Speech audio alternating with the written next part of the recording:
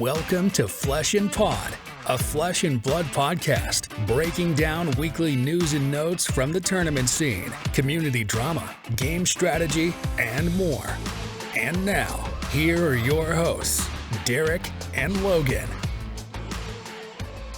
Hello, we are interrupting our conversation that we were having previously to record episode 178 of Flesh and Pod. My name is Logan. I'm your host. We were having a delightful conversation, and then I decided to hit record. So with me, as always, is Darick Oswald. I don't have a good epithet for him today because his name in Squadcast is Squadcaster 5FGG. Yeah, I forgot. I didn't put anything, so it just auto did it because I was gonna type in like Elbomer or whatever, and then I forgot and just joined. So yeah, so Charmer, are you gonna disappoint me? Oh yeah, of course. Oh, thank God. Disappoint me, baby. You know how to do it. I haven't done shit about fuck, my friend. There were two pro quests that I wanted to go to this weekend, but I didn't do that. I didn't do anything. No armories. I didn't. But I'm not just like talking about flesh and blood. Like the anhedonia has been very real. And it's like I was saying before we started talking. It's mostly just like I'm in a lot of pain, which has me annoyed. I know that I'm either facing another surgery or physical therapy, both of which have, a non-zero amount of recovery time and or work time involved. And they're kind of annoying. And they're just really annoying, and I'm just tired of doing it, and I'm just grumpy about it. And there's just, I don't know, like Mother's Day's around the corner, Star's birthday's around the corner, technically my birthday's around the corner, which then means I have to like lie to my family and tell them I want to do something even though I never do. They don't listen to the show, right? Sometimes, but not really. Well, all right. And even then, like, listen, it's not like this is a well-hid lie, right? Like, this is the known thing that I don't like to celebrate my birthday traditionally, but it's just like, I don't know, between all of that, work is still chaotic, at least as far as like the day job goes. And then there's just like, I don't know, like I said, I'm just grumpy, man. Like every little thing is annoying me. There's like some medical reimbursement stuff that we've been trying to get done for Monroe's vision therapy, and I fucking hate that shit. We had to do this thing where we had to get like prior authorization, and we had it. And so then it was like every time we'd get the bill like this, we would then like do the claims thing and submit it. And it's like, it's not a huge deal. It's like, $100 a visit or whatever. But here's the thing. Apparently the prior authorization that we got like reset on the calendar year, and then they didn't tell us. So then like we just had a bunch of denials come through at like late February. And so then I filled out a bunch of stuff, and then like something happened where something got miskeyed or whatever, so I had to resubmit it. And so like right now, like again, like a single thing is not a huge deal, right? It's $100, but like right now I am sitting on 16 pending reimbursements and counting. And it's just one of those things where like I'm tired of entering it in, and I already have like this really deep mind-numbing disdain for all things insurance to begin with, and this has just been filling me with a lot of rage. So I'm just not good company. Like, I mean, you would be happy. So like tonight, wait, here's why you would be happy. So tonight, we decided, because he's been just like bagging or whatever, and it's mostly just violence and language, so we decided to do the supervised, like we're allowing Stark to play The Last of Us. Oh Jesus. Okay, he has to play like with us, and so we can have conversations with him or whatever.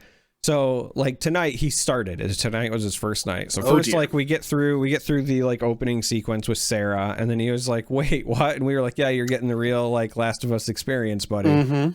But then like he's going through like the tilting building, and he keeps dying to clickers, and then instead of being like a normal good father, I felt like I was Uncle Logan, because I was like, it might help if you threw the bottle over there. It might help if you like, I just start trolling him, and I'm not normally like that. I'm normally like, here's what you got to do, buddy, or hey, why don't you think about, wait, no, like I was just like, listen, if you don't figure out how to throw a brick, you're just gonna set yourself on fire when you get to Molotovs. Like facts. I mean, yeah, that's just real life. I know, but it's not good fathering. And you should take him to the nearest Starbucks and have him throw bricks at the windows, because eventually he'll learn. I know. So that's good parenting. Look, teaching him how to throw a good brick and throw a good Molotov is good parenting, but it's not what you say, it's how you say it sort of thing, right? And so fair. Tonight I channeled Uncle Logan a lot more than I did Daddy Charmer. Well, so I'm grumpy, and I didn't go to the first pro quest because the stuff didn't come in, and then that I wanted, because I wanted to play new, it didn't come in. Actually still hasn't come in. But then I was like, whatever, like I'll just go to the second one and play Huntsman. But then like I said, dude, I'm just so grumpy, and like I knew I wasn't gonna have fun. I knew I wasn't, like, I already hate losing to begin with, and I know I'm gonna show up and play like an inferior deck when I'm in a shitty mood, and like I don't want to do that to other people either. So I just didn't. Understandable. Yeah, I actually went and played into ProQuest, but so the first one, I was like, okay, we'll see how I feel, about this. But I had booked a 4:00 tea time, and I was like, let's see where I am after, like, we should be at the end of round 4 by the time I would have to leave to catch my tea time. So if I'm like 3-1 or whatever, then I'll stick around and just finish this and not go play golf. And but they put a fucking lunch break after round 2. So now I will not get to see round 4. I lost round 2.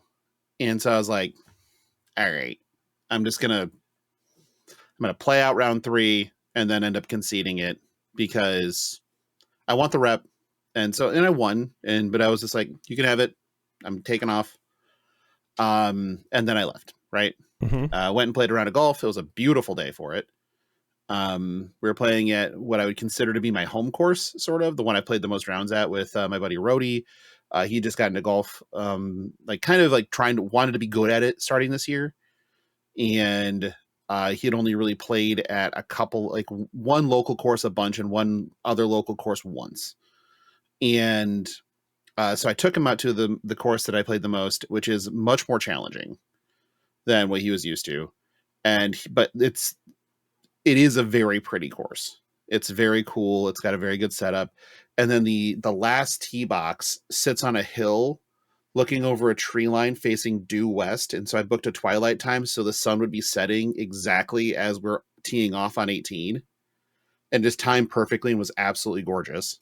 And he's just like, holy shit. I'm like, yeah, this is why I love this course. The views are great. Sometimes the shit gets a little random. Like we were teeing, like one day I was playing the course and it was teeing off on what was then hole 10 or hole 11. And I look over and I'm like, oh, Joe, like my buddy Joe's teeing off. I'm like, hey, Joe, it's a bobcat. And he's like, yeah, they're moving some dirt around here. I'm like, no, it's a bobcat. And there's this there's a bobcat just like walking 20 feet from us. And Joe's like, what the fuck? And I'm like, don't worry, he's not going to come at us. Like, and if he does, he's going home with me. But I'll say, if he does, that's not good for him. Also, just like, he'll leave us alone. Like, there's nothing here for him. He's just going to like look and go, what the fuck are you doing? But seriously, it's going home with me. I went through a phase when I was a kid where I was convinced I was going to own property as an adult for the sole purpose of raising bobcats for the DNR. I know. I did not know that. So says a lot about me. Bobcats are cool though. They are really cool. And so I decided to go play golf instead of finishing the event. Then I played in one on Sunday, and again, won round 1 against Prism on Aurora. Like, I had a plan, I executed it, felt good. And play round 2 against an OTK Florian, and I'm still trying to figure out where I missed the point of damage, because I had him at 1 when I died to a 9th blade and 9 rune chance or some shit. And I think I actually did finally figure out, after thinking about it for 2 days, where I missed the point of damage. But you know, that's the thing, right? You're trying to figure out where you missed the point of damage. And then I'm like, okay, I'm 1-1. I feel pretty good, you know, losing to a good player on a good deck in a matchup that's kind of swingy. I feel like I know what I'm doing. I'm not super locked in, but I'm locked in enough. And then they announced that they're going to take an hour break for lunch. And I'm like, nope, not doing that. I can go play KDM right now. And so I did. I went and played Kingdom Death Monster instead because I hate lunch breaks in tournaments. I fucking despise it. And even at 2-0, I probably would have considered dropping. Like, to be fair. And to be fair. And I just don't like it. And I know that Trevor, who was running the tournament, is a patron of ours and is listening to the show right now. Not on you, Trevor. It's just a personal disdain. See, that's weird because before we started recording, I think you said specifically, fuck Trevor and his lunch break. No, but I thought it. That's sorry. I forgot to turn off my Emma Frost. You forgot that our entire life is an episode of Black Mirror. Which, by the way, we're already so far off the fucking rails, who cares? But the new season of Black Mirror. I'm clicking around February, and every time I like go to load a page, even though February has that high seas background, it flashes white at me. Huh. Yeah, it's really fucking weird, right? Like I keep seeing my face light up, and I'm like, I'm just clicking around February here to make sure I didn't miss any spoilers. And nope. I was like, oh my God, I look like I'm getting flashbanged over here. And there's nothing even white on this thing, but it's just whenever the page loads. So my browser is flipping out. So if you are into dystopian shit, the new season of Black Mirror has plenty of it for you. Oh yeah. But there were no major events this weekend. So not a lot to talk about there, but we're in for some fun. Because ProQuest Season 2, Aurora's gonna die. It's basically a foregone conclusion now. Mm-hmm. Because she's at 914. And there's 3 weeks left of ProQuest Season. She needs I don't even think she makes it. I don't think she makes it past this weekend. Yeah. I think she's just done. And so it's the speed run happens. And welcome new players. This is what it's like to play with Aria heroes. Pretty much. And this is just the first. You wait and see. Well, because the next best deck pretty much becomes Florian. Yep. And so Aurora's gonna die after next weekend. I think that's just a foregone conclusion. And we talked about it. I mean, we didn't, I guess we didn't really think about how fast that was going to come, because we had talked about, do you ban something or do you just let it die? And we were kind of on the let it die plan, but we didn't know that the let it die plan was like, you know, jumping in front of a subway train. Yeah, but I think I still stand by it though. I do too. But the only thing I don't like is that, you know, and they've addressed, I will say they already addressed this, but I don't like that their path to play with Aurora, with First Strike to Blitz to Armory deck is going to already be nuked from orbit. That part is the roughest part to me. Yeah. But you already have the replacement with Ira, where you can welcome deck, upgrade it to a Blitz deck, have a CC Armory deck coming soon. So your path to play is still there. It's just on a different hero. But they are getting the full experience of this is a Rune Blade. And this is your Rune Blade on Aria. Yeah. Any questions? So I don't know. What do you think about this? I mean, I think so, you know, it's so funny because unlike you, sometimes, especially when I'm just grumpy, what I like to do is I go to this little website called Reddit, because like when I'm grumpy, I like to be grumpier, you know, validated in my grumpiness. Oh, sure. So I like to go there and look for just like really bad takes, and it does not take long to find them when you're on Reddit. But there has been a lot of discourse about, you know, the speed of not just Aurora, but certain heroes hitting LL in general. And there's you can tell it's a lot of newer players because they're saying things like, you know, literally there's posts titled things like, you know, let's have a discussion about the Living Legend system. And it's like, it's 5 years into the game. Like we're not having that discussion. You know, nothing is immutable, and they've obviously made changes even to the Living Legend system over time, right? So it's not like it's just hard set in stone, but it's just so funny how, you know, some of the stuff that's proposed is just like, you know, old type 2 for Magic, right? Like I literally saw one post where it was like, you know, every hero should be like, you know, viable for at least 2 years. And I'm like, okay, a 2-year rotation. Yep. That's standard. Yeah, I wonder where I've seen this before. Yeah. Right. Like, and I get it, right? Nobody likes the idea of purchasing stuff for your hero and then not being able to play it.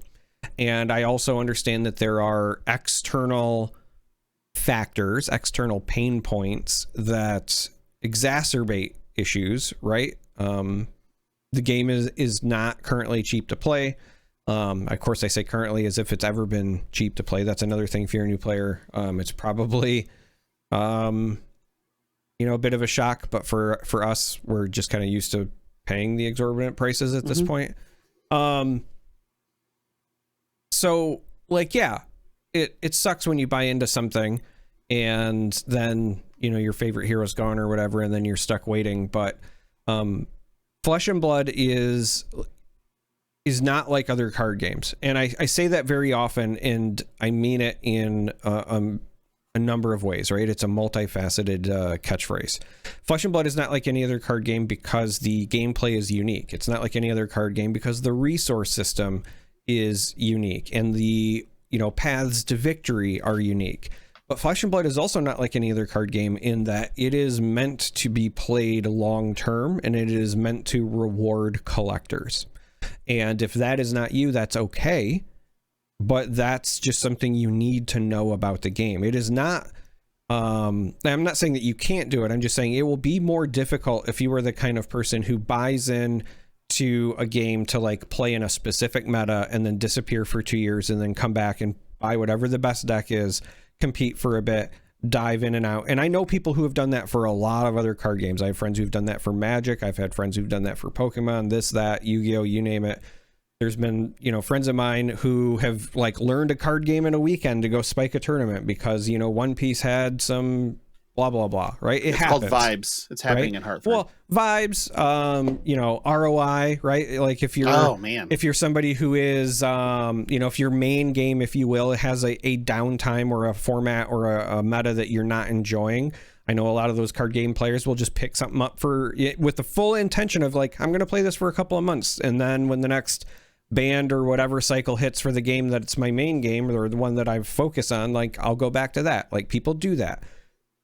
Flesh and Blood is not a game that will reward you for that. It doesn't mean you can't do that. It's just you're going to pay a premium. It is meant for people who, you know, you buy into the game, you buy into a class, you buy these core pieces, and then you never have to buy them again, but you're rewarded for continuing to play the game and then just picking up the new pieces you need to switch to a new hero in the same class, or, you know, pick up a second class that you enjoy, whatever. That's just always been the case. It's just feeling more relevant right now because, again, we've had a number of heroes LL very quickly recently, not just Aurora. And I do think that part of that, if I'm being honest, is like we've seen hero speedrun in the past, but I think part of it is we have had an influx of a lot of new players, and a lot of really good players, right? We've got people coming from the Magic scene, coming from, you know, the Pokemon, the One Piece scene, whatever. You know, we've got expanded events in Europe, and we've got our new, you know, Japanese card game players that are all phenomenal. And one of the byproducts of that did not exist in the first, say, couple of years, is that when decks are better or even just slightly above rate, the community is picking up on it that much quicker, and that's causing part of the speed running, right? the reality is we have a lot of smart people playing the game, and Flesh and Blood is definitely the kind of game that is inches over miles.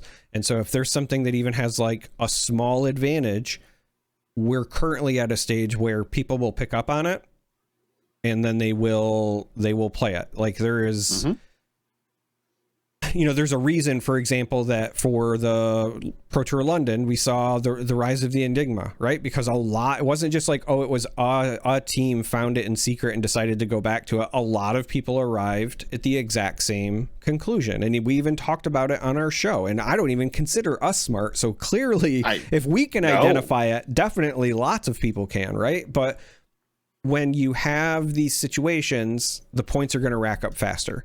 Now, 100% true. I do think, I don't think LSS is above any sort of criticism. I do, however, tend to give them an insane amount of faith, and I reward them with patience. So what I mean by that is, I think right now most people are on the spectrum of, somewhere between, I've seen posts saying like the stuff isn't tested at all, blah, blah, blah, which is obviously not the case. Fucking nonsense. Yeah, not whatever.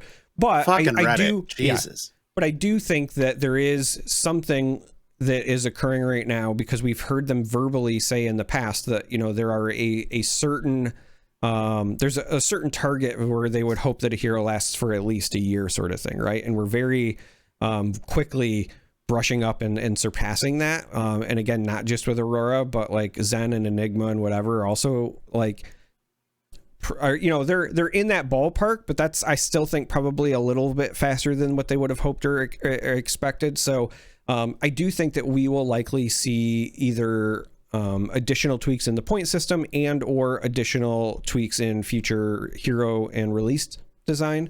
But I'm just not that worried about it now. I think that so many people, again, a lot of them are probably coming from digital card games where you can make a sweeping change and it just happens instantly. That's not the way it works with these card games. But even if you're coming from Magic, you have to understand that like Flesh and Blood doesn't have like 20 different formats for you to bounce between either, like, Magic does.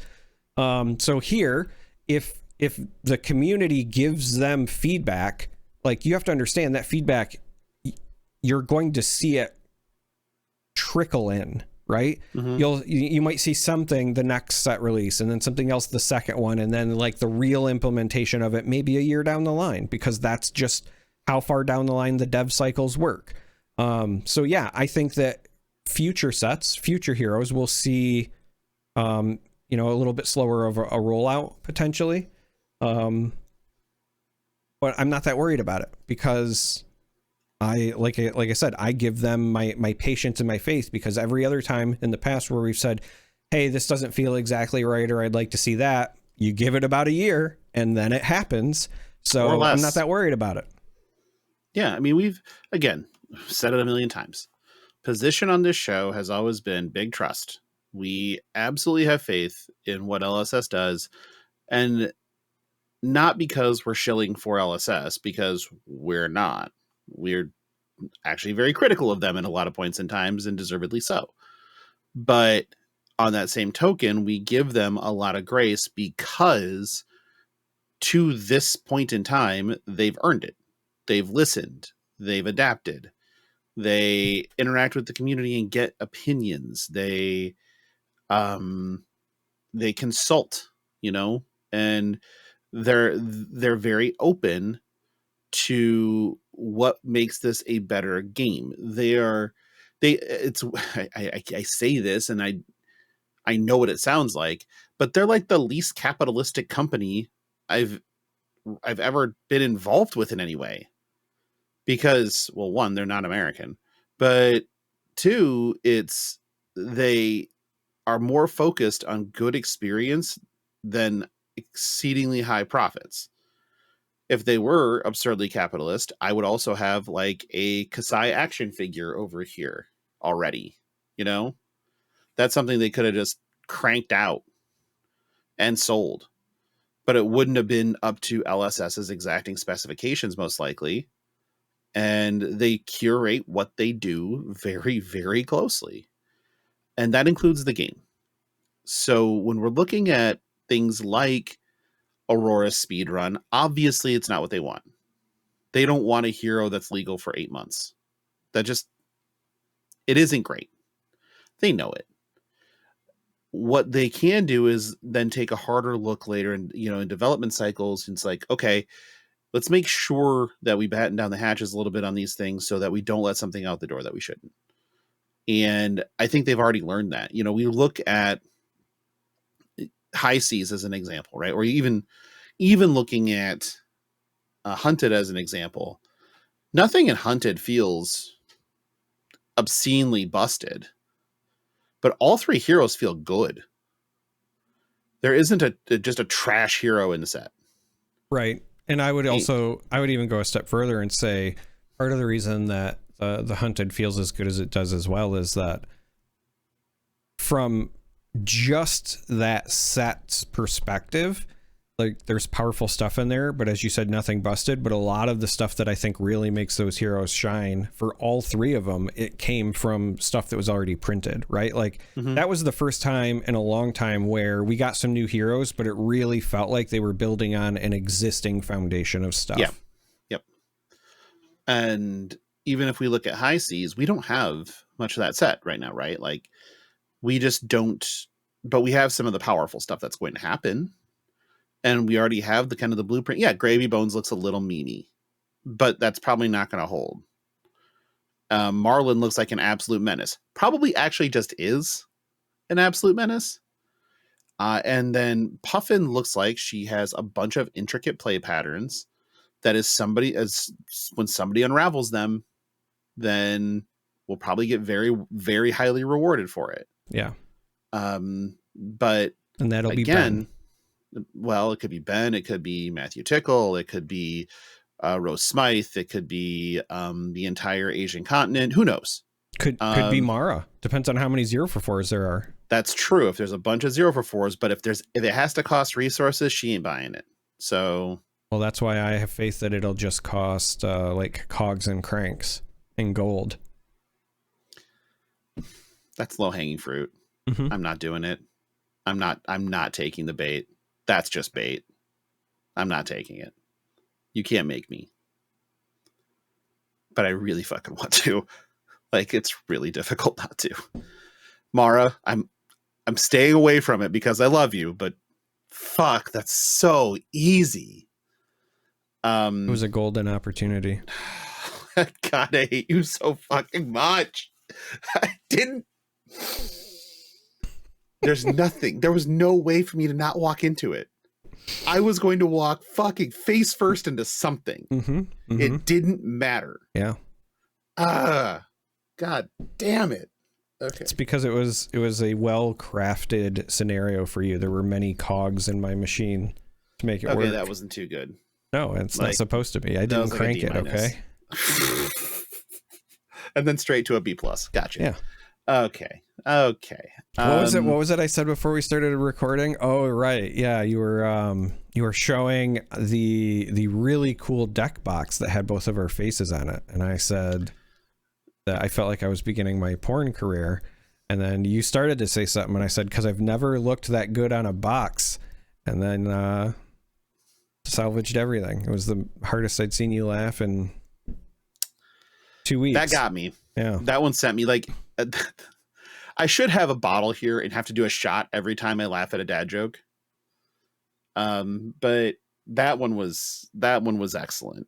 For those of you wondering what I mean, our good friend, dear friend, Eswardi Thariento, I commissioned him to do some art on blank deck boxes because I have those and that's what I'm doing for things. And Eswardi being one of my favorite humans, as well as one of my favorite artists. It's a great combination. So I sent 3 of them to him. And one of them is specific because we will be doing some form or fashion of a charity auction. I think we're actually going to do a raffle with a bunch of different items in it from the FAP history when we hit episode 200. It's not that far away. And that will be one of the items in the raffle. It's one of the sickest deck boxes I've ever seen. And not just because Darick's face is on that box. And man, does it look good on that box. But yeah, Yeah, so that's what he's referring to. I'll put the images out there as soon as it gets in my hands and I take video of it or whatever. Or I'll show it off on After Dark first for the patrons and then go from there. But more to come on what that's going to look like as far as the raffle goes and things like that. I have a bunch of people I'm meeting with at Nationals to talk through things. But yeah, so that's future stuff. Like, but we got to see what the deck boxes look like, and yet again, common thread: Esparti Thariento never fucking misses. Yeah, I'm gonna stop calling him our good friend and start calling him Elder God Ejur. Yeah, because I'm convinced he has to be one. That actually makes total sense. In ProQuest Week 2, we still the thing that is probably the biggest takeaway with Aurora going away, Florian has seen a lot of uptick. We had a bunch locally, and they did fairly well on the weekend. Florian won the Sunday event. Kano won the Saturday event because nobody respects him the way I do. Forgot about Dre and got blowed the fuck up. And so and that was another one of our proud fappers winning that one. And so congratulations to Micaiah on that one. He's the one that opened the Gold Foil Summit. So if you've seen that floating around, that was opened at Saturday in my locals in Iowa. So, and it's pretty. And I also think it's pretty gone because I'm pretty sure y'all you sold it. But so it's interesting because the OTK build of Florian is pretty interesting. The Scepter of Pain build. And then you also get a big uptick right now in Prisms. That doesn't make me happy. Syndra's done fairly well still. Syndra, the same Syndra pilot, died in the finals of both ProQuest this weekend in Iowa. Oops. Arachne Marionette has seen quite a big uptick, as has Slippy. Slippy's also seen quite a bit more play, and then New obviously has picked up some percentage too. So Aurora's going to go, and that's going to make things. It feels like we're heading straight to Guardian Summer again,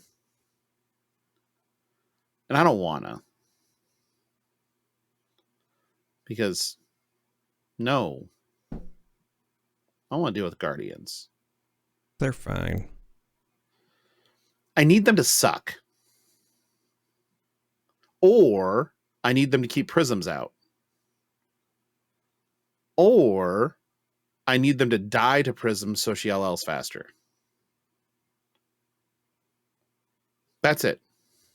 Can we have all these things? I don't know. I mean, I'm looking at playing Ranger anyway, so because Warrior is still bad. Anything else about ProQuest Season 2 Week 2 before we move on? No, I think that about covers it. Perfect. Next up is Project Blue.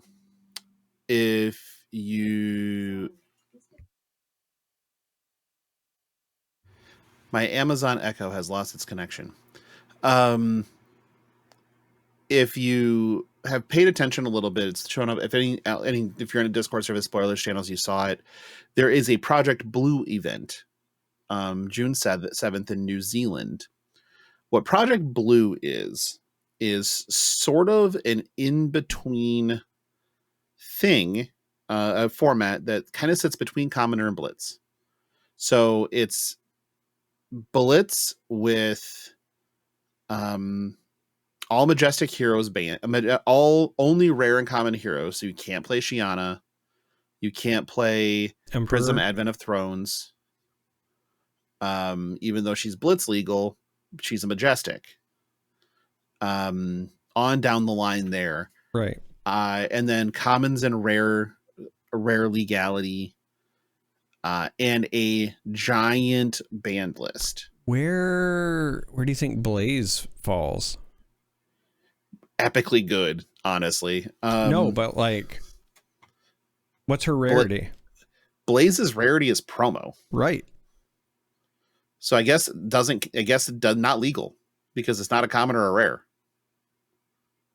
So I'd say no. Okay. To Blaze. I guess that's a good question. I'm going to put that in here because I'm in. So Blaze isn't legal, right? I'm in so there's a Discord this is being developed by a thing called Legend Story Labs. So I'll put the link to Legend Story Labs in the Discord, but it's a project from Legend Story Studios to basically community test a bunch of formats, like a bunch of new ideas. Like there's a alpha test group, there's a beta test group, and discussion forums and such like that inside the Discord. It's very interesting that they have gone this route, but I think they understand that they need to do more of this kind of exploration, and the crowd think is helpful, right? Right. So the first one of these is Project Blue, and it's crazy because the event in New Zealand has another new art promo sync below, and and then has a gold foil for first, so it's supported. I love that they were like, hey, what should we do as like the cool promo for this? I don't know. How about something you can't play in the format? Play in the fucking format. So I'm going to go over the banned list because it's quite funny. Now, there's one thing in here that makes me think that Blaze might be legal, and that's that Yorick is specifically called out as banned, and Yorick is only available as a promo. So, so far. Well, sure, but that would lead me to believe that Taylor is legal, Blaze is legal. What the the idiots in the Tolarian Community College box are legal. Things like that. So let's go over the ban list really quick. So the only hero that is called out as banned is Yorick. The equipment banned is Aether Ironweave, Goliath Gauntlet, Heart and Cross Strap. See a pattern? Mask of Three Tails, Ragamuffin's Hat, Rosetta Thorn. Yeah, deserved. Snapdragon Scalers, Stubby Hammerers, Vest of the First Fist, because of course it is. Fuckers. Waning Moon and Zephyr Needle. So outside of Vest, those all make sense. The banned list, these are all rainbows unless they don't come in rainbow. The banned list is Aether Flare, Ball Lightning, Belittle, again, makes sense. Bonds of Ancestry, Count Your Blessings, thank God. Deadwood Dirge, Drone of Brutality, because of course, Electromagnetic Somersault, Fate Foreseen, Flick Flack, Plunder Run, Rake the Embers, Rootbound Carapace, Seeds of Agony, Sigil of Solace, Sink Below, Cash In, and Amulet of Ice. So basically 0 for 4 defense reacts. And then some of the more egregious rares and commons from other sets, right? Like Cash In being legal is probably a bad idea. Yeah. And Amulet of Ice is also a bad idea. Like, all of these cards just read bad idea in their text box outside of... Nope. They all just read bad idea in their text box. Every single one of them. I was going to say outside of Rake the Embers, but I'm like, Dromai is probably really, really good with Rake. I mean, already really good, but probably exceptional with Rake because a lot of those dragons are rares. And yeah, so is Blaze Headlong and is a common, and Sweeping Blow and Dust Up, and yeah, you can still play most of that deck. You just don't get to play the defense reacts that you normally would. Yeah. You can play Smoke Out though, and Smoke Out's a defense react. It's just a 0 for 3. Otherwise, it's a 55 card deck, 40 card present. And so then blitz rules, basically. So what do we think about this? So yeah. I mean, I think it sounds fun. I do too. I'm writing this down because I'm in the chat right now doing this live to find out if Blaze is legal or not. I think this sounds fun. I think this sounds interesting. I've only played a couple of matches of Commoner and it was okay.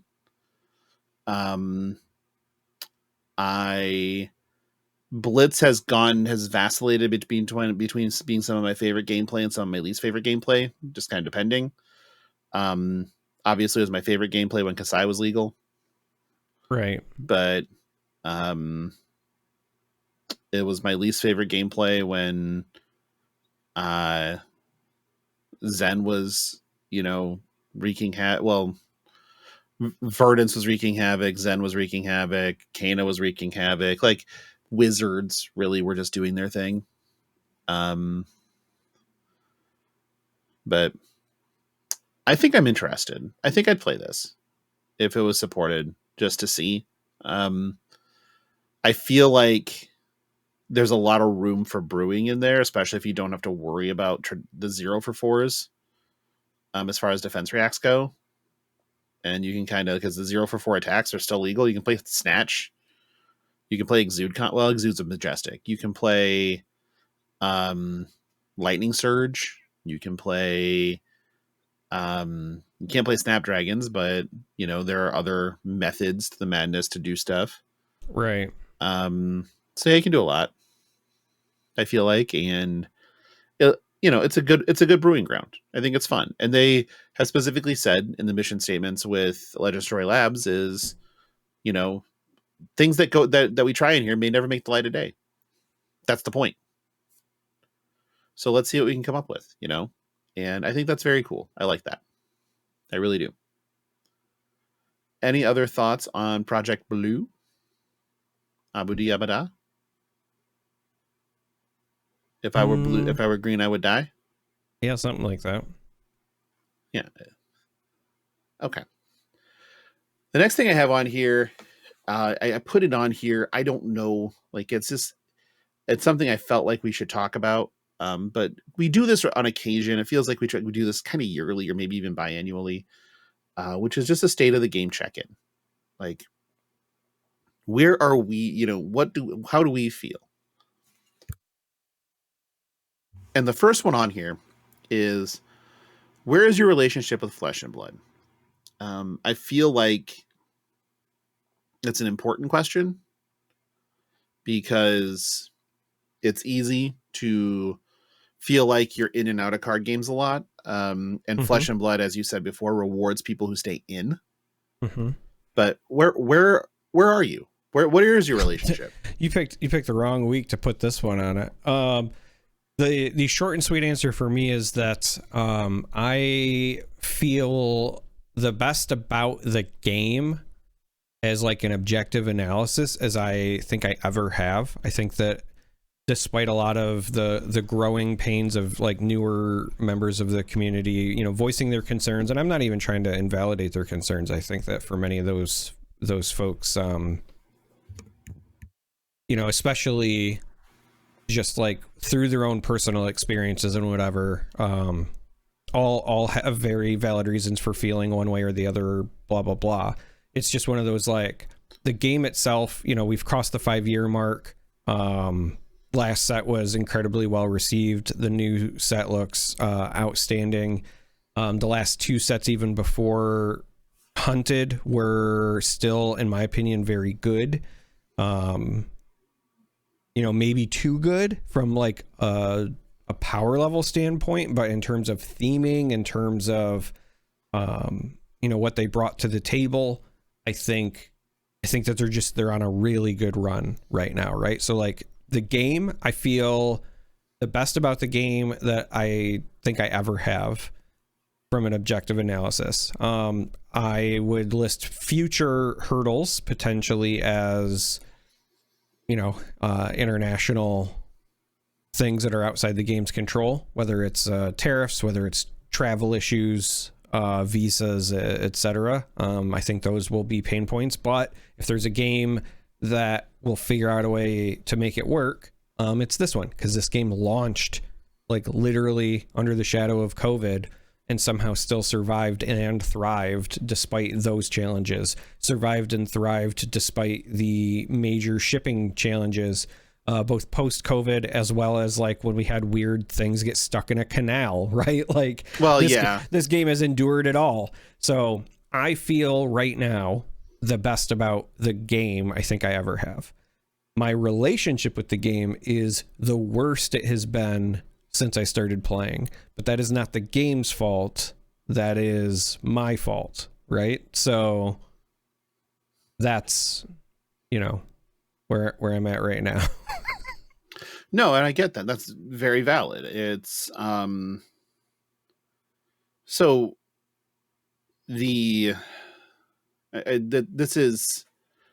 it's a weird juxtaposition. Can right? I just say self-awareness is a prison, man? Oh, no, it is. Like, I get it. I just wish like I could just be dumb and happy sometimes, I mean, I am dumb, but the issue really comes down to like wanting to have it all because we're humans, and having things outside of our control that prevent that, and then having to accept what control is. In this case, like my relationship with Flesh and Blood is, I would say, as strong as it's ever been. I don't know if it's necessarily stronger. There's a lot of good things that have happened to me, and it's odd how much of it is just calling it outside of the game isn't right, but outside of the table is a better way to put it. As an example, in London, right? We were, James White had said he had something for Az. And so Az and myself and Joe Sapp are sitting out at this little cafe area, and Joe sends James a message, and James says, "Oh yeah, come help me carry it, grab it." And then he brings it out. And so Az has been running the league that means nothing for he's coming up on the fourth season of it, right? The fourth league. And James had LSS branded playmats made for the league that means nothing. And James brought them out to the little cafe area that we were sitting at. And Joe and I's reaction was the same. It's always meant something. And he knew that, obviously. But the point of the matter was that was such a cool thing, right? That really helped, even though it wasn't for me, it was for a dear friend. Right. And then their effort and seeing that rewarded was as impactful to me or more than if it was directed at me, because it's the people that make the game showing the people who are fostering the game that kind of love, that kind of respect, and that kind of validation that connected me to the game, even though it wasn't for me. Right. It wasn't about me or about what we do. It was but it was still about what matters to me and why I do what we do. And it's not for a reward. And Az isn't doing it for any reward. Az is doing it because he loves it. He's doing it because he loves the community in the same ways that we keep doing the show, because we love it ish. And we love the community. And that, I feel, relationship wise, as strong as I ever have. Because for me, it's less about the table. But when we do talk about the table, I agree with you. I do feel like the game is in a better place than it's been, warts and all. I think the game is in a better place than it has ever been before. And great growth, unprecedented accomplishments in gaming. Looking at you, Germany. Mm-hmm.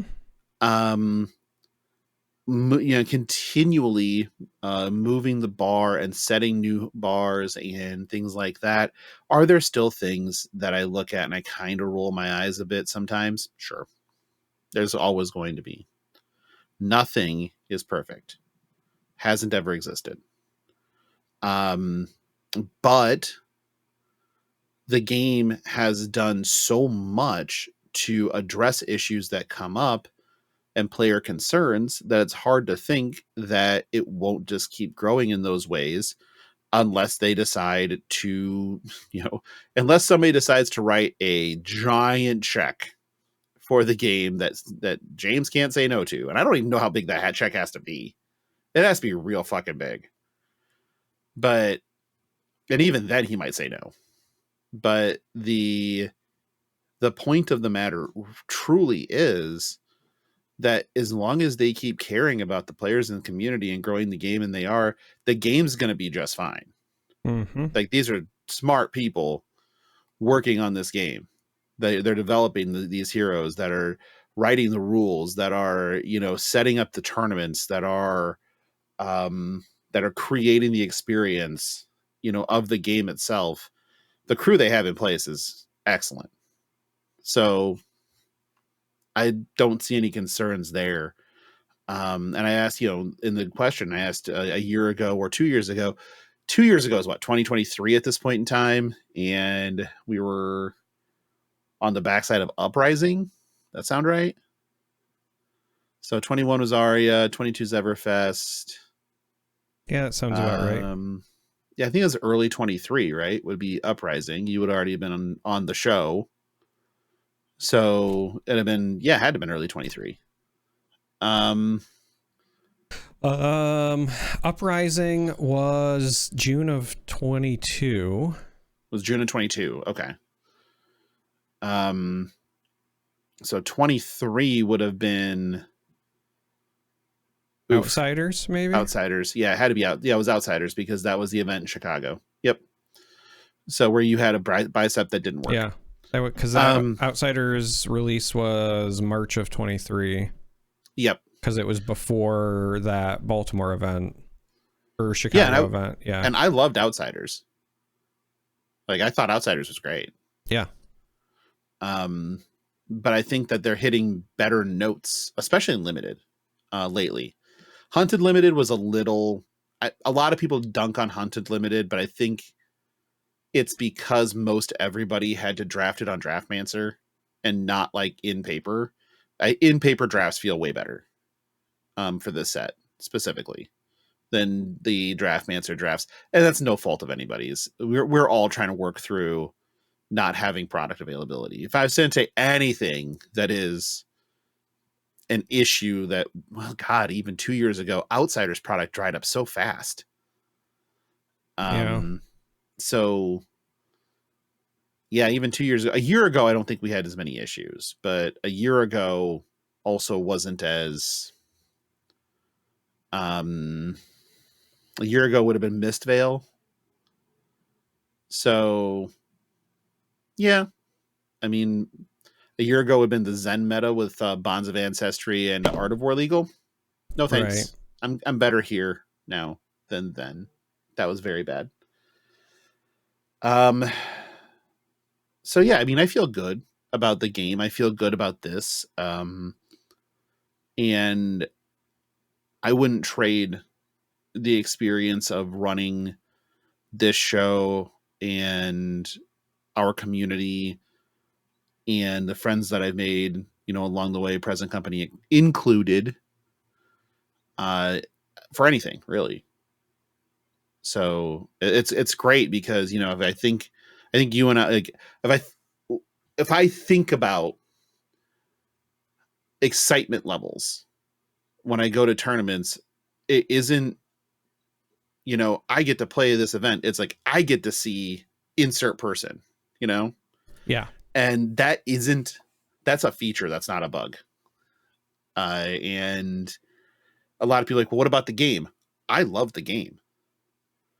But if you're telling me that I get to sit down, play some games that I enjoy, and then like spend time with like an Az or a Josh Scott or a Mara or Trevor Baker or Joe Sapp or I mean, that's a giant fucking list. Ian Holland and Summer Giles and the fucking Irish.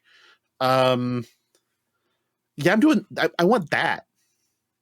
Like I want to play my games, but I also want that. Yeah. I want to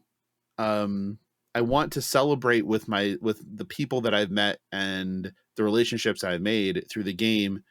I want to tell Kevin Murphy to go fuck himself, but also that I'm proud of him when he's top 8ing bullshit with Prism and making it a popular deck, because fuck that guy. I want to just like cheer when Carlotta wins a Taylor or Rachel or Carolina wins a Taylor. I want to, these are the things that I enjoy, is watching my friends' W's is even cooler than my own. And the game encourages that. Fully hard agree, because when my friends get W's, two things jump out to me. One, they deserve it. And two, I didn't have to work for it. So I can enjoy them, right? Like when I get a W, it's like, oh God, I had to like put in effort. But when they get a W, it's like, you deserve it. We're just doing the you deserve it chants. Is that what we're doing? You deserve it.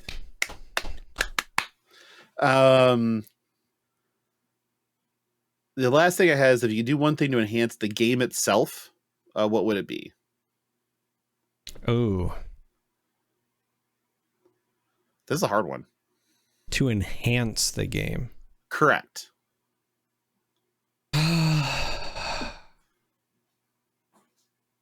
All right, I'm going to give the low-hanging fruit cheeky answer, and then I'm going to give a more real answer.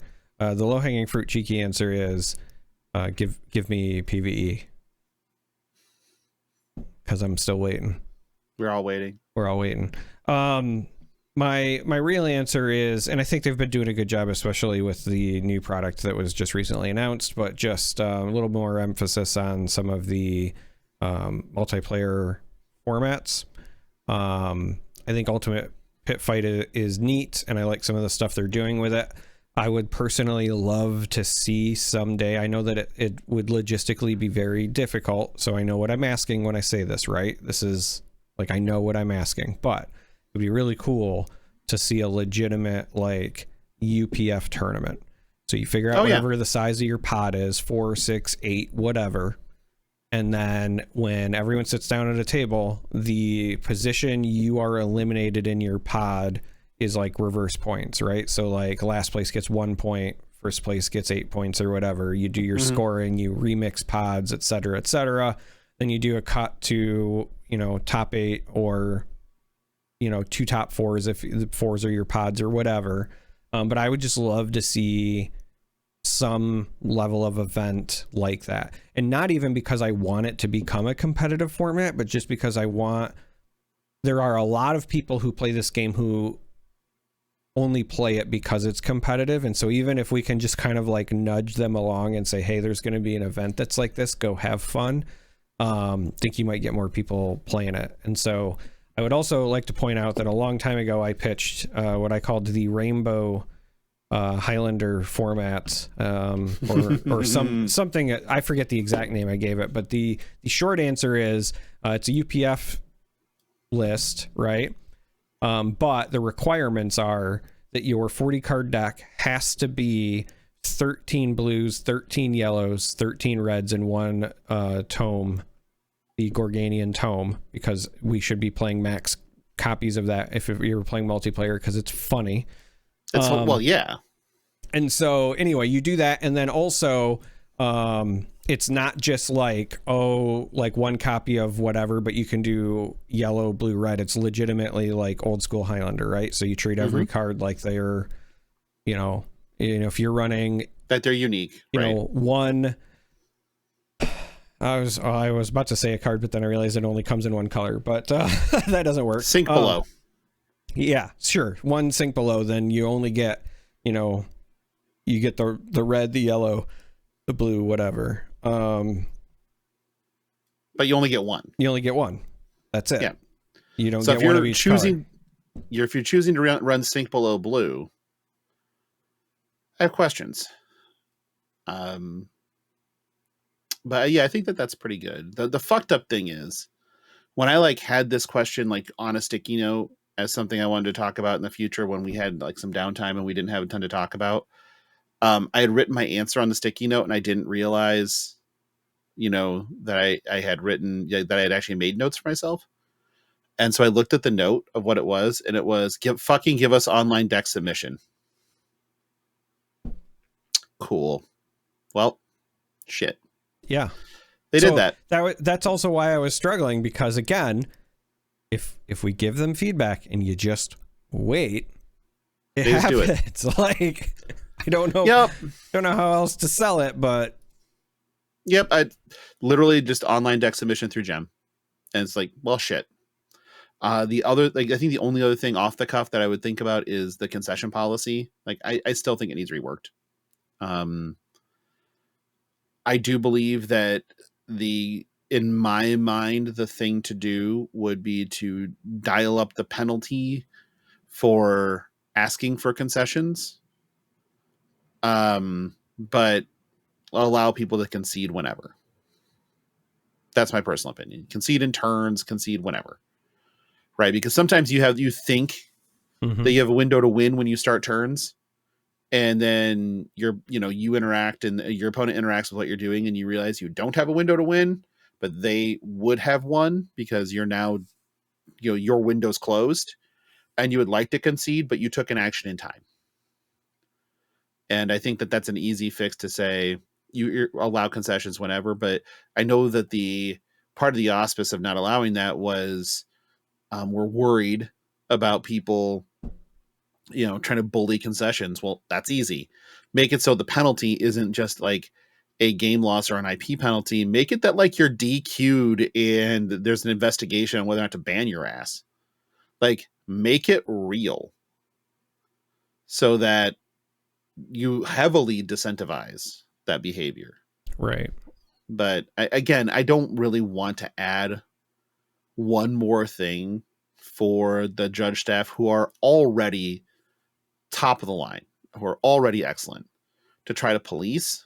But I think it makes it easier for the players. And honestly, I think at the end of the day, it probably also makes it easier for the judges, especially as people get used to the don't be a dick portion of the policy. Then it makes it a lot easier from there.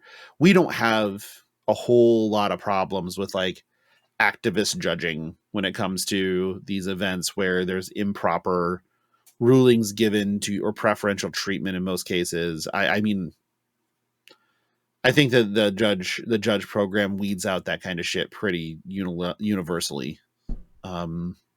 So I'm okay with, we can add this little layer and make it work. But I guess that's the only thing I can think of. And the online deck submission tool is so good. For fuck's sake. They just crushed it. I mean, it's so goddamn easy. You just import you can import from Gem or Fabrary to your Gem profile. And then it's in a drop down to just select your deck, and it will auto update based on when you make changes to Fabrary. Right. It's very similar to if you take your lists from Fabrary and then you upload them to Talishar or whatever, and then you make changes, blah blah blah. Same thing, premise, same API. right? Same probably API. The same API. I was just gonna say it's probably the same API, exactly. Yeah, well, that's funny actually. But I still feel optimistic and hopeful. Obviously I want you to be able to play more. If I was going to have one real big wish in Flesh and Blood right now, it would be to see more Charmer. Yeah. But soon. For two reasons. One, because I love you and you're my, one of my best friends. And 2, I'm sick of fucking fielding the Where's Charmer questions. It's as bad as Where episode now. Yeah, well, because the funny thing is you could tell people that I was there and they would never know. It's not like they recognize me anyway. Like, you just be like, he's around here somewhere. You know what? I probably should actually run that. And nobody would ever. Yeah, I think I'm going to run that in Vegas. Nobody would ever guess. Yeah, I mean, Az will be with me too in Vegas, which is already pure chaos. I don't. So part of the reason that I keep flipping back and forth between February, because I didn't see it in our notes, but I don't remember us talking about it last week. Are we going to talk about the shield for Guardian? The shield for Guardian. Yeah, the Testament of Valahai. I mean, I don't remember us talking about that last week. We didn't. Is that in the Mastery Pack Guardian? Yeah. It's on February. Fucking thing. Yeah. Okay, we can talk about it. Sure. Because Testament of Valahai, some of the coolest art I've seen in a while. Yeah, the art fucks. It does. It fucks hard. Guardian equipment offhand has Guardwell block 1. If you control 3 or more seismic surge tokens, this gets +2 defense. If you control 6 or more instead, this gets +4. So the best this can ever block for is 5 in one go. Well, no, I think in total, right? So if you block for 1 and it gets 1 counter, then you would then block for 2. So you've blocked for 3. I think it's 3 counters. So now it's a -3, and then you block for 1 when you get +4 on it again, right? Or am I not mathing? Well, so you can either. So this is why I wanted to talk about the card, because it's kind of neat, right? So you can like block for the full 5 just up front. Then you're just -5, right? Yeah. And then you're just -5. You block for 1 if you just really want the 1, and then later if you have 4 seismic surges and it gets that +2, then you block for 2 more, and then later if it has the +4, then you're blocking for 1. 2. Well, yeah, 2 more after that, right? So like you've got that, but this was the first time. So the other reason that I want to talk about it, let me find it real quick. Because it's basically 5 block. It's either 5 block in one shot, or it's 5 block. You time it right, so it's 5 block across multiples. It's like the Blade Beckoner gauntlets. You either block 1 twice, the rare equipment out of the Blade Beckoner stuff out of Hunted. You either block 1 twice, or you block 2 once if you block a weapon attack. Yeah, so this is the first card, however, where I started thinking about like some of the cheeky Guardian things that I would have never considered running in the past, though. Like Embolden, is that one of them? Well, no. So there's 2 of them, and what's the one that removes counters? That's what I'm trying to think of. So there's Never Yield. That one, right? So quick read through for the folks who don't remember what this card does, and I don't blame you. 3 cost. Block 3, blue, so pretty standard Guardian stuff. At the start of your turn, destroy it. If you have no cards in hand, draw a card. If you have less health than all other heroes, gain 2 health. If you control less equipment than all other heroes, remove a -1 counter from an equipment you control. So you can use Never Yields for, again, if you're on the very defensive build for Guardian, you're doing a bunch of blocking out, that could potentially give you a counter back on your shield, as well as gain some health and draw a card that you could jam into your arsenal, right? Like all in one go, and it does all the things that you want it to do, which is nice. I'd never considered like running that before outside of like just an anti-new card, if I'm being honest, because again, it's like just one of those blues that she might not want to play, but I legitimately could see where you might want to consider running that, right? And the fact that the Testament is not like, it's not Valda specific or anything like that. Yes, obviously she's the most likely to use it because of the seismic surge restrictions, but Bravo does make surges. Bravo can make surges. But there's also other cards. So again, stuff like Tectonic Rift, for example, normally doesn't have a place in lists, especially because that one has the 2-block. But if it's going to allow you to make an attack cheaper next turn while also turning on a block 5 from the equipment slot, right? Like, imagine the kind of hand that you could give yourself if you're rolling into a turn and you're like, all right, I get to keep my full grip because I'm going to block with equipment and I'm going to go into it with, 5 seismic surges plus the full grip. Like, that's the stuff of dreams right there. So I think that there is some potential. And again, like if you're running the never yield thing, like some decks were already kind of messing around with Nerves of Steel as well. But just that's specifically chest. That's specifically chest, but like that's still something where now you could just be like running both of them and really like chip away at your opponent's deck through the equipment. Because like the equipment stuff, part of the reason that it's so strong, and I think that's why it's so costly when you're looking at some of these Guardian cards, is that gaining a point back on equipment is more powerful than just gaining a life, right? Like trying to compare it against Sigil, for example, where you're just like, okay, I play Sigil, I gain 3 health. That's already strong in and of itself because it's the same as like 3/1 blocks, as long as they don't have on hits or whatever anyway. But the equipment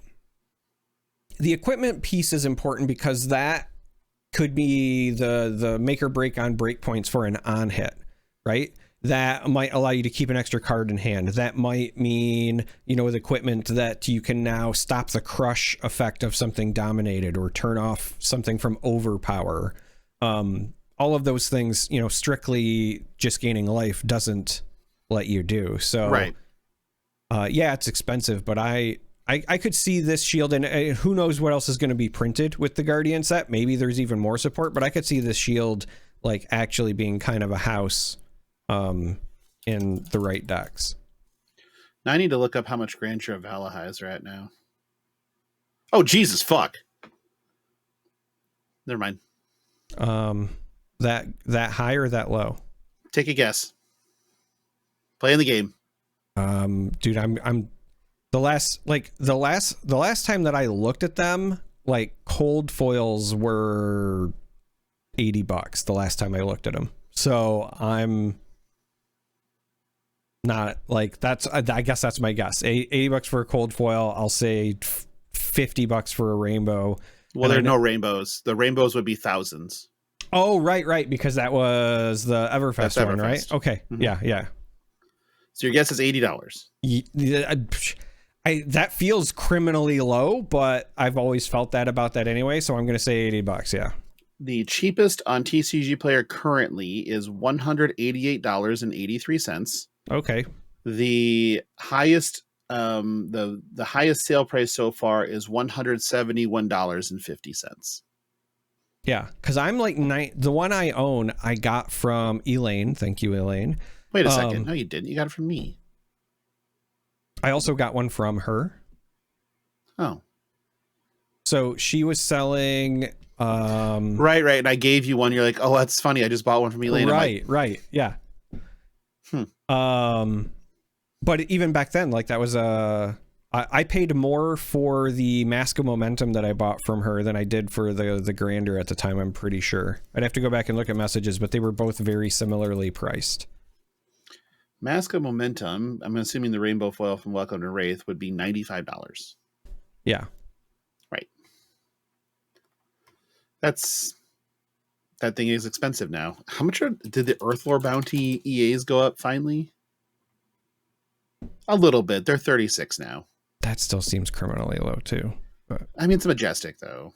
I mean, it is, but it's also like an extended art, neat one. And gorgeous, yeah. Yeah. All right. Well, it's time for some listener questions, I think. Because we're actually longer into this than I thought we would be. But, whatever. You ready for listener questions? As ready as I can be. First one's from Zaris.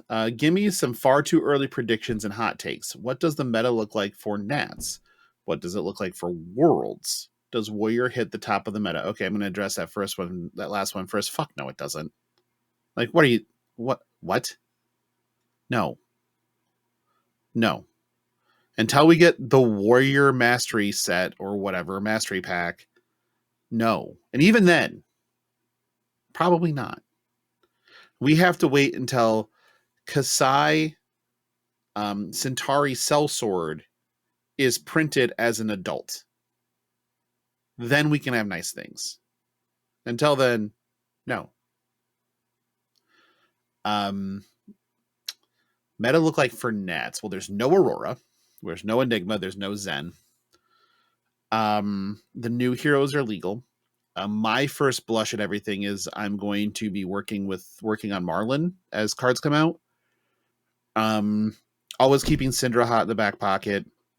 I think Florian is almost too good not to play.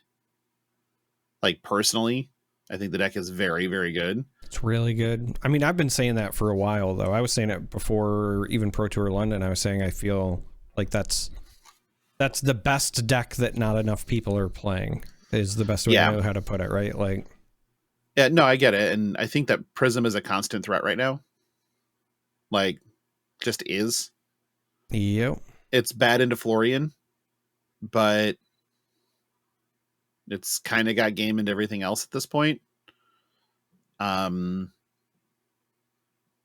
So yeah, I mean, I think that's kind of, I think if you're going to build a triangle out of this, it's probably a new hero. I'm not going to necessarily say which one for sure. My gut says Marlin. Florian and New are probably your triangle. And then your feast decks, the ones that are going to come in, and if things are a little bit fucked in one direction or the other, are going to be your Syndras, your Prisms, things like that. And obviously your Kanos. Because forgot about Dre. Right. But what do you think? What do you think for Nats?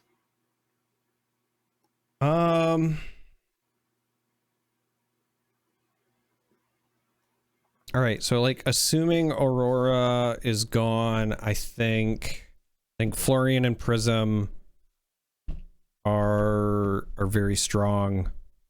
I think as much as I'm very excited to play Tall Marlin, I think a version of Go Wide Marlin pops up. There's just too much offensive firepower there that folks would want to deal with. And I do feel like maybe by Nats we might see somebody have cracked the code for Guardian. Like illusionists are kind of like always going to be a problem, I think, for Guardian, but I think that the newer Prism is at least nicer to it than say Enigma was. Enigma was like just a real nightmare to play against as a Guardian. Yeah. So whether it's just somebody on a Victor or a Jarl, or I mean even an OG Bravo, there's tons of us that still love him. It wouldn't surprise me if I saw one do well, but I don't think that they will be like highly represented. It's just one of those, like, with the right pairings, I could see a situation where one sneaks in. Sure. I mean, we're also kind of forgetting about the assassins a little bit with Arachne, Marionette, and Slippy.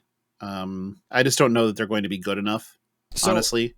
Here's the thing. They are good enough. My problem is that they're all good in their own way, and so picking which one is the hardest part, right? Like, the forgot about Dre in that situation is also Uzuri, right? Yep. You know, you mentioned Slippy's starting to do well again, and the moment that Slippy starts doing well, Uzuri becomes a nightmare. Uzuri is very good into Slippy, has game into a bunch of other things, especially the more mid-rangey version. There's a lot of potential there, but you know, much like I was saying, like, hey, any Guardian could slip in. I would still expect at least one assassin in the top 8. I think safest money is on new still, but if it's not new and it's, Mario, if it's Slippy, even if it's Uzuri, right? Like nobody gave Uzuri a ton of credit and then turns around and won a pro tour, won a pro tour, right? Like won a huge event, because sometimes you need the right pilot at the right time. Kind of the same premise. With the right plan. Yeah. And as for Worlds, like we have multiple Armory decks, Guardian Mastery Pack, and another set before Worlds. Yeah, and so there's no fucking way. Like, and LLs, like, no. That's part of the reason why I was thinking that we might see like the rise of Guardian at Nats just as almost like a precursor, because there's a lot of people that like to pick things up when they know more support is coming, because you want to get reps on it, and that there was going to be at least a handful of people that'll be like, okay, I think I'm onto something now, and like it'll be even better afterwards. But yeah. Next one's from your boy Jimny Ban. Seeing that Assassin is the class with all the split class cards, what do the Assassin Illusionist and Assassin Brute cards do? Bonus points for Assassin Merchant. I'm not fucking touching this. Assassin Merchant's actually the one that I'm most excited about. Well, because there's silver involved and you can do things. Exactly. Yeah. There's legitimately, whatever the Assassin Merchant one is, it is allowing you it's probably allowing you to buy equipment from your inventory, as long as they could also be bought from your graveyard. So like imagine having black techs in your inventory and not starting with them, but still buying them from your inventory anyway, right? Still be potentially on theme, fits the merchant thing well. Like I could totally dive into Assassin Merchant stuff easy. Yeah. I think the Assassin Brute stuff is probably something along the lines of something that has stealth, and then you swap a card in, maybe a la Uzuri, but without the hero text box, but in doing so it also intimidates a card from your opponent, but not a random card, like their choice. But I do think that something that is like you pop out of the shadows, but in the most intimidating way possible, is the Assassin. So the swap Brute would be plan. if the swap is 6 power or more. Yes, something. Okay. Yeah, something in or whatever. But yeah, something in that vein where it's just like, oh, you turn the corner in the alleyway and it's just the wall of muscle standing there, right? Like that's what I would envision for something in that vein. Because that also allows you to still play with the Assassin Stealth mechanics and also the 6 power or more stuff cares for the Brute side. Assassin Illusionist is difficult for me. I feel like it's just Shapeshifter, but I mean, honestly, it's probably something Phantasm related. Yeah. Like the only thing that jumps to mind, I don't know, I'd have to like flesh it out, but if you had something that is almost like the reverse of the stealth swap, so it starts with the Phantasm, and if somebody plays a popper, then you could replace it. Like they get to keep their card blocking it, but you replace it with a card from hand that has stealth. So you go in the other direction. So you can maybe get them to try to waste a popper on something, and then when you do the swap, that attack goes back to the bottom of your library or whatever, so that maybe playing the long game you get it back later or something, right? Like you start with the Phantasm and then you swap to a smaller stealth attack, so you don't get the damage in, but you drew something out maybe or whatever, right? Like that's, I don't know, first knee-jerk reaction, fire from the hip answer that I would have for something like that. Good enough. Next one is from One Hit Wookie. If there was a Flesh and Pod team, what would you call it? We had some We had some offerings in our Discord. I'm going to read out some of my favorite ones. The Weakest Links is pretty good. Live Laugh Toaster Bath is one of my favorites. Village Idiots also works. You came in with O2 Drop. Fappers Anonymous is... Yeah, I also, if it's not O2 Drop, Drunk and Disorderly Jokes was the other one that I was going to pitch. Yeah, that makes sense. Because I want you to walk up and be like, I'm on Team Dad Jokes. I will never. You were almost bought in until I pointed it out. Almost. You were so close. You were so close. I was almost the Fapton of Team Dad Jokes. And so no, 1000% no. But if people want that type of thing, because I know that Brandon did bring up, it's like, for real, can we start this? And it's like, if y'all want to start something and whatnot, like, we can work with it. It's I don't necessarily have time. Message me to play games on Talishar for your playtesting group, and I will absolutely help you train to be part of Team O2 Drop. I will give you the falsest of confidence as you beat my face in over and over on Talishar, and you'll be like, I can beat anything.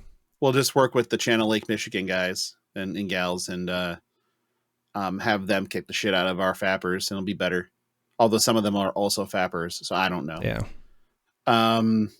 Next one's from Salty Sea Cat. Can we confirm Jimmy Buffett will be a pirate mech? Nope, he'd be a pirate zombie. That one's easy. Any notes on that one? No, that tracks for me. Yep. Last one's from One Hit Wookie. With Aurora not making it past next week, probably true. Do you think this might be the fate of future intro style heroes? Relatively easy to get grips with and do powerful things. If it hadn't been for the banning of Zephyr Needle, Iroh would have been one of the menaces of recent metas, and she was always one of the more powerful options in Blitz as well. I don't think so.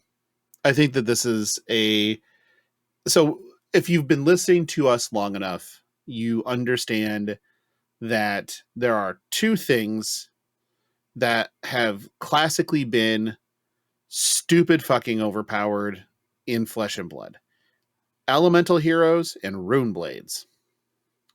When you have an elemental rune blade with 0 shackles put onto it, and is just allowed to do its thing, looking at you, Briar, the leaderboard gets run. What people don't remember is that there were numerous bans to keep Briar under control. And an errata, like a whole ass hero errata. And a whole ass errata. There was a card banned before the card ever came out. There was a hero errata. There were additional card bans. A second round of card bans. Generics banned. Yeah, generics got banned. And that's to all leave Briar at 998 for what felt like an eternity. Before somebody went, well, they didn't ban these cards. Yeah, so if you're somebody who's like, I don't know why they didn't just ban some cards from Aurora instead of like letting her run up the score. It's like, well, because they tried that once and it took a lot of bans. Yeah, when you start listing things that were banned, it gets fucking nutty. Because like the cleanest answer the entire time would have been just ban Rosetta Thorn. But then it's like, well, sure, but we're banning token weapon. It's like, I don't even think that would have been enough though. Probably not. I think that if you're trying to go for the absolute like lowest impact, but I also understand why at that time I know why they didn't do this, but I think that it would have had to have been Thorn plus Art of War. I think those two together might have been enough. Yeah. But you have to realize that, Plunder Run got banned. Ball Lightning got banned. Dustblade was banned before it was ever legal. The Belittle Minnoism stuff. That was more Fi's fault than Briar's. But yes. But it was still Breyer did it. It was going to say it was the thing that Breyer brought to Fi, right? Like, yeah. So you have to remember that, like, but that's the thing is elemental heroes, every single one of them LL'd, prior to the printing of Rosetta. And now the first one's going to go 8 months after Rosetta got released. Not even 8 months. And the second one is probably going to be Florian and not super far behind. And then they'll print one thing that busts Verdance, and then Verdance will be gone too. The only elemental hero that feels quote unquote safe right now is Terra or Cilio. I don't think Acilio feels that safe. I was going to say Acilio feels to me like the way Lexi felt. Like Lexi, just waiting. Lexi was like always on the cusp, right? As insane. As our good friend Mikey used to say, she's due. She's due. She's due. And then she got it, right? Like Codex hit and it was like explosion. Yep. It was, it's like when you talk to people about baseball Hall of Famers, you try to find their wins above replacement peak to understand how good they were in context. If you take Lexi's win percentage peak that got her the most LL points in a bracket of time, it's a very short bracket of time. Yep.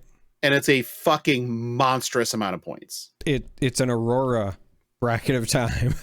Right. It's basically the same time frame as Aurora, maybe even a little shorter, because it was Outsiders drop in March of 23. Lexi was dead by September. Yeah. Is that about right? Sounds about right. So it was about the same. And that's, like I said, I don't think that this is the fate of future intro heroes. I think that this is a singular circumstance of the value engine's too good and people love to play this game with the value engines that are good.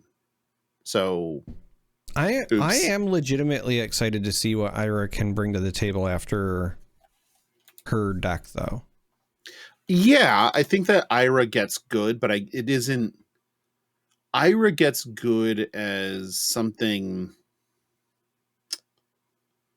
I don't think she'll ever frustrating. Well, so yeah, I was gonna say I don't think she'll ever be good to where she racks up the same number of points, but I think any meta. This is gonna sound like a weird thing, but she's like my Dalton line. I think any meta where she's like viable is probably as stable a meta as you want. You don't want her to be good, but you don't ever want her to be bad. She should always be like playable. And I think right now we're just at the point where she's like just slightly not playable, right? Like she's close. And I think if we can get her there, and my reasoning for that is just because there's nothing inherently flashy about her or even her specializations. It's just her play style is to just be slightly above rate over and over, which should be just good enough to win games, but should never be good enough that it's winning the vast majority of games. And so that's why I use her as like my barometer for health of things. And I look forward to seeing her get just a little bit more support. And also, if I'm being honest, I'm just looking forward to like Edge of Autumn being like playable. Yeah. What they do with that. So although they did finally print gold foil Kadachis and they did right and left. Mm-hmm. So there's that. Gold foils are cool. They are. I think it's time to just thank some patrons and get the fuck out of here. What do you think? Yes. Okay, sounds good. First, let's thank our associate producers. We have Aladoris, Andy, Cindra, Ejor, Jacob, Larry, Quiet Goat, Salty Sea Cat, Sofsky, and Zaris. Our executive producers on up, we have Blazestorm, value member of the Patreon, Diana, Micaiah, Pox on us, trying to make fetch happen. You're not the good thrust. Vintox and Philip. Then we go to He's the bad thrust. He's the bad thrust. We bad thrust. And then we enter the Charger's Chamber of Charcoal. Brandon, you're due. Matt, thank you yet again. We'll put you on another show at this point. You're just like the fucking canary in the coal mine for us, which is funny because you live in West Virginia. Papa Jackal, you're up. Oren, you're almost up. Rich, you're up. Let's go, boys. Let's do this. Just let me know if you are in Charger's Chamber of Charcoal and you are due, as our buddy Mikey Torek would say, then please just send me a message of what your schedule looks like, what can work for you. We'll try to accommodate you the best we can. Also, for a note for patrons, if you are a patron, there is Patreon rewards. Just put your damn address in Patreon so I can send you things. Or tell me when you'll be at an event and I can hand you things. Either works. But it's just me that does this shit. So sometimes I do get behind. A little bit of grace is always welcome, but at the same token, I want to make sure you get the stuff that is due to you. So please, if you do, if you would like to receive your Patreon rewards, just go ahead and make sure your address is in there. Or if you're not comfortable having that information in Patreon, you can always message it to me too. Either way is fine. If you'd like to become a member of the Patreon, you can go to patreon.com/fleshandpod. Link is in the show notes. There are 6 tiers, I think, of paid tiers. Any of them gets you into FAP After Dark, which is our somewhat monthly live show that we do to just kind of talk off the cuff about life, the universe, and everything. It's usually ultra depressing and or wildly inappropriate, but very entertaining. We doom a lot. If you need to reach the show, you would just go to gmail.com, fleshandpod@gmail.com. Send us an email. I'll read it. I'll write you back. You can also find us on BlueSky. Just search for Flesh and Pod, or just join the fucking Discord. It's the links in the show notes. Just click on the damn link, and then come hang out with us. It's a D-Gen's paradise in there. Did you see what I put in Pickle Posse? Did you see this nonsense? Like, this shit is pickle with chamoy cotton candy. Oh. And I'm like, absolutely not. And Elaine's response was, oh, yum. You've got to be fucking with me.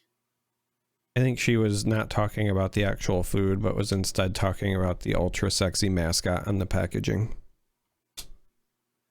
The pickle with the sunglasses on that's about to pound a bottle of chamoy sauce? Yeah, look at that tongue. No notes. Charmer, where can they find you? Dooming, blooming, yeah, disking in the ording.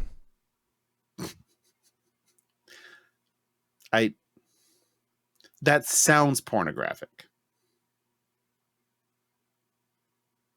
Shucky ducky quack quack. That's some suffer and succotash, son. All right, I guess that's our show for this week. Yeah, anything else? Very excited that it's looking. I haven't watched Raw tonight. I'm sure you're ahead of me, but all signs are pointing to we're gonna get a Gunther destroying Pat McAfee at Backlash. Oh, yeah. Which is all I want because fuck that guy. Yeah, he deserves a little bit of an ass kicking at this point. Also, yeah, there's nothing, hey, everyone's saying you made Gunther look weak, even though it was totally in character for him to like tap out quickly and do the chicken shit heel thing and whatever. But there's a lot of complaints. Oh, you made Gunther look weak. Oh, blah, blah, blah with, his WrestleMania loss. So what better way to make him look strong than to beat up on a commentator? I'm all for it. Right. Yeah. It's we'll have Jey Uso versus Logan Paul. You'll have, Becky Lynch and Stephanie and Lyra Valkyria. Yeah. Yeah. You have some shit, but All right, well, that's our show for this week. Thanks, everybody, and we'll be back here next week for 179, I guess. So until then, bye.